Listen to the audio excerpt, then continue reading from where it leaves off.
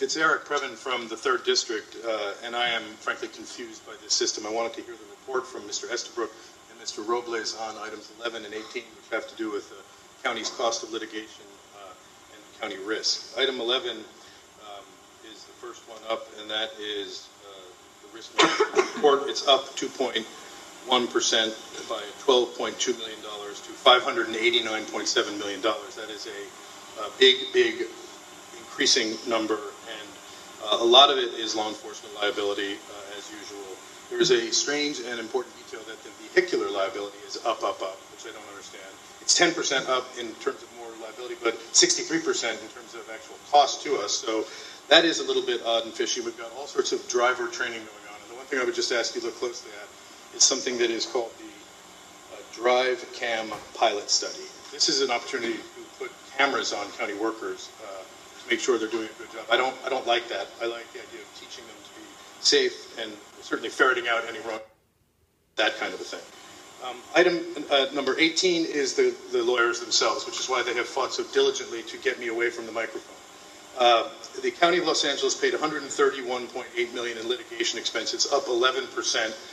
$71.3 million spent on judgments and settlements in 2015-16 represented a 19% increase as compared to the $59.9 million in 2014 and 15. But let me make no mistake here. This is a rosy picture compared to the actual swelling liability behind that blue curtain that we know has been protected by something called the attorney-client privilege. And on January 1st, Supervisor Kuehl, 2017, just this very beginning of this new year, my brother Joshua Previn and I wrote an article called The Attorney Tax Dollar Privilege, which looked at whether or not the government agencies should be invoking attorney-client privilege, since it is, in fact, we, the people who are the client. And these metastasizing problems that have been focusing on the same departments over and over again. The sheriff had $62 million or something in lawsuits, whereas the next highest department was Public Works with $20 million. That's 3 times the size. Now, you say, well, how does that compare to other jurisdictions? Let me just say that you're doing a decent job compared to Mayor Garcetti's crew over at City Hall who have floundered. They are taking judgment obligation bonds or federal judgments against the city. This entire problem is about the attorney. It's about going in the back room with lawyers where they have your ear, where Mr. Ridley Thomas feels he knows who his attorneys are, but in fact, they are poaching on the public treasury. Mayor Antonovich did a great job of saying he was protecting the treasury. That's why we can't let any fresh eyes and lights in on these dark chapters. It's time to open the door. It's time to clean up this mess. And when am I going to speak on the other items I signed up on, sir, like the Jameson property you're stuffing full of work? When am I going to get a chance? Madam Executive Officer. Mr. Chairman, Arnold Sachs signed up to speak on all items. He's not in the boardroom. Let's proceed. So, therefore, the following items are before you.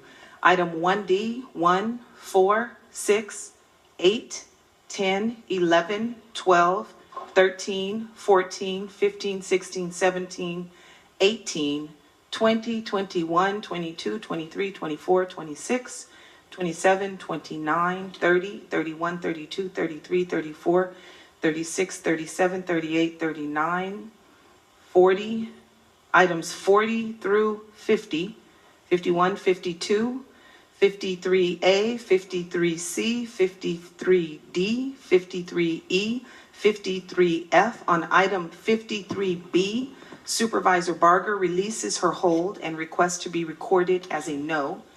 Those items are before you. All right, thank you very much. The items are before us. Members of the board, if there are no comments that are additional, Supervisor Solis moves, Supervisor Barger seconds, and please record unanimous vote with the exception indicated by